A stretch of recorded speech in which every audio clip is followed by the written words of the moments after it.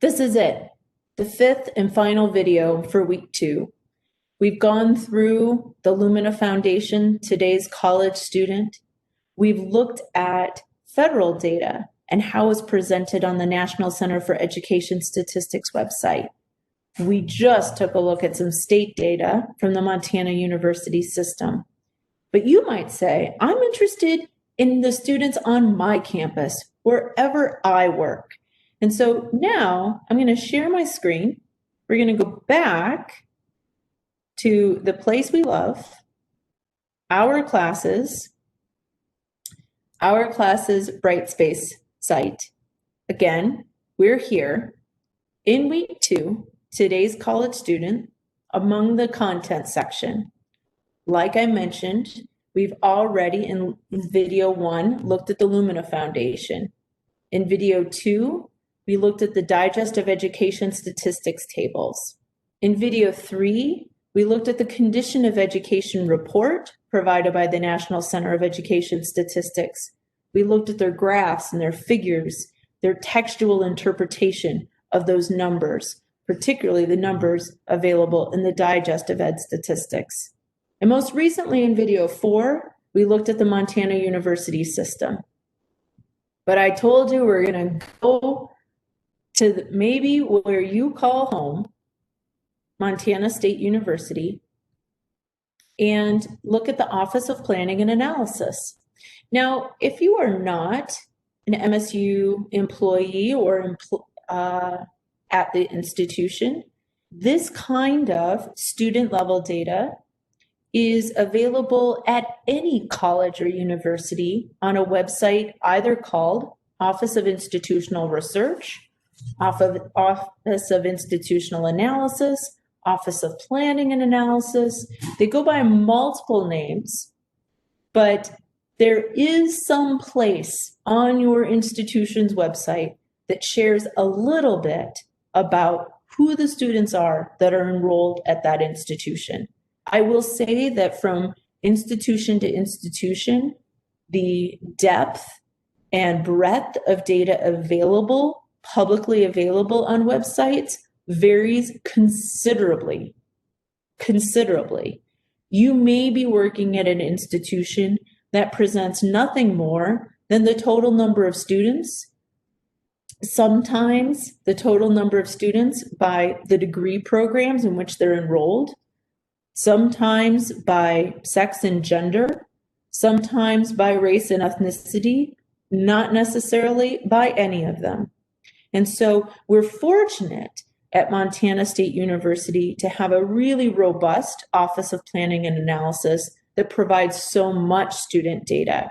So I just want to show you here under student data, you can see that we have enrollment, student retention and graduation, demographics, the number of student credit hours. There's a whole variety of different things. I've pulled up enrollment, but maybe we want to click on demographics. And maybe we're interested in, say, the race and ethnicity of enrolled students by college. It's going to pull up a fairly interesting, this is a program called Tableau, and will show the racial and ethnic distribution of majors by college, including those who may be double majors. So that's what duplicated head count means. And you can see here in 2012, MSU was a little smaller then. We had 16,000, just about 16,100 students. Over time, we have trended up. And in 2019, which is the last year of data on this website, we had just over 19,000 students. Now you might say, well, I'm interested in what does that look like by college? And you can just pull down and look at some of these, and this is by head count. And this is actual raw numbers. So again, if you wanted to get the percentages, you would want to copy paste this table and then do some work in Excel to get those percentages. This is showing actual number, head count, as opposed to as a percentage. So it's always important to know, what is the metric? Are we looking at actual numbers, or are we looking at the percentage, the proportion sometimes of students? This is unduplicated head count. And so here we go at looking at unduplicated head count. Oh, in this case, it was maybe something about major, but also about race and ethnicity, and the fact that you can combine and choose multiple race and ethnicity. So you can play around and take a look at, here we go, 2 or more races, different than duplicated, meaning they were counted both as, say, white and as Pacific Islander, for example.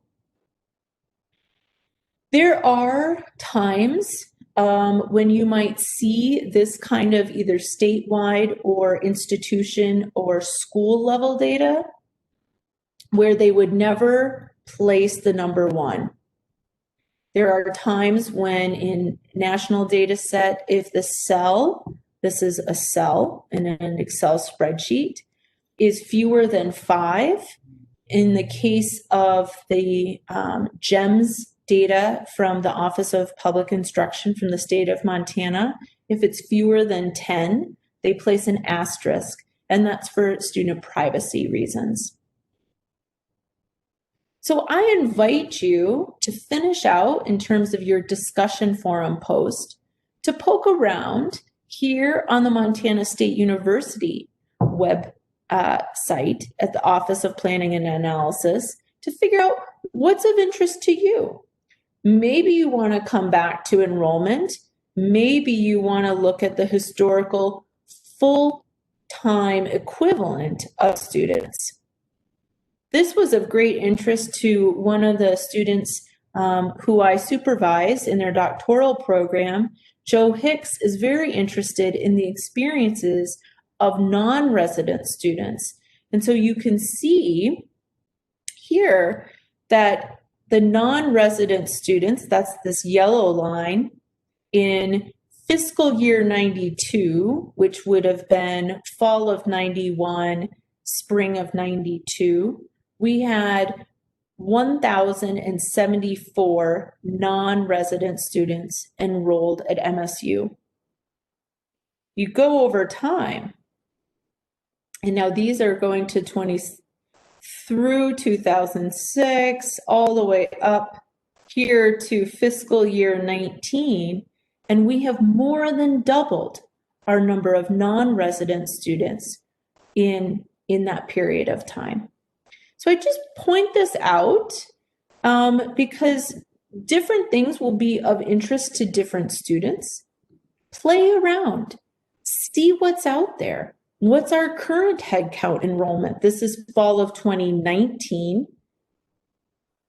And we can see that in the College of Education, Health, and Human Development,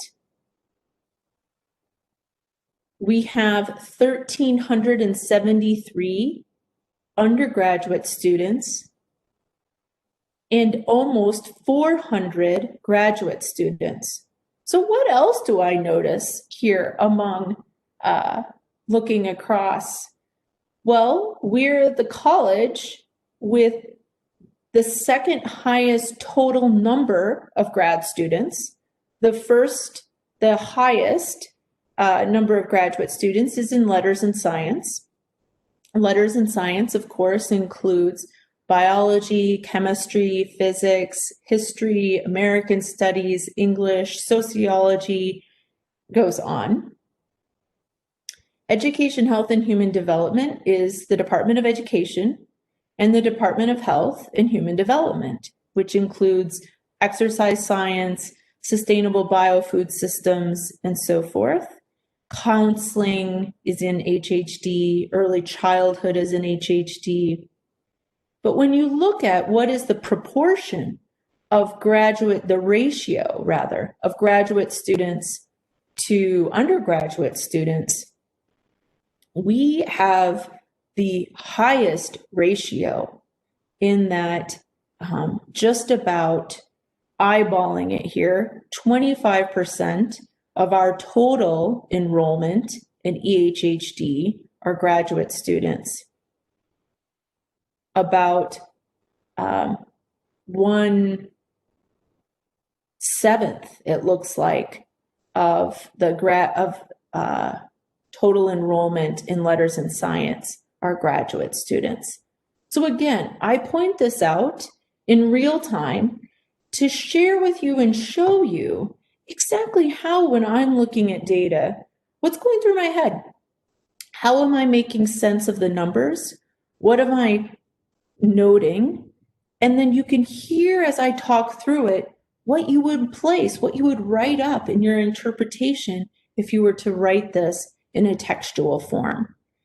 As a researcher, as a staff member, as a faculty member, there will be times when you have to both visually demonstrate data, like they are here in bar charts, as they may be in videos by telling the stories of students, in numbers, like the tables we saw from the Digest of Education Statistics, and in textual narrative form, when you write out an interpretation of what the numbers mean.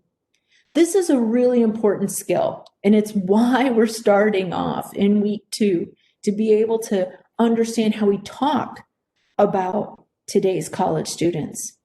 We can do that in the abstract. Today's college students are like such and such. I invite you to move beyond the abstract to the concrete, with evidence, with numbers, with information about who is enrolled, as well as the story about how they came to enroll in post-secondary education. That's the promise. That's the promise of education, is to know who are our students and how do we learn best together. I am so excited to be on this journey with you as we both understand numbers, narratives, who our students are, and how we best learn with and to serve them. So this is the conclusion of video 5. Please feel free to drop a note in the Ask Trisha forum if you have any questions. But I really look forward to your first draft of this discussion post as you try to make sense. I know it will be a challenge. I get that. It's why we start. When we can begin with a challenge and know that we're up to the task, even if we don't knock it out of the park the first time. Give it a shot. We will learn together. We will provide some really good constructive feedback. And from this will give you the sense of how you go about reading the research, reading articles, looking for the data to build your knowledge, to build your understanding about that student group, that characteristic of a student that you want to follow and deep dive into over this whole semester in these scaffolded posts and final poster presentation. I look forward to reading all of your forum posts and to sharing with you on Thursday as we make sense of what you're finding in the data about today's college student. Have a great weekend. Bye-bye.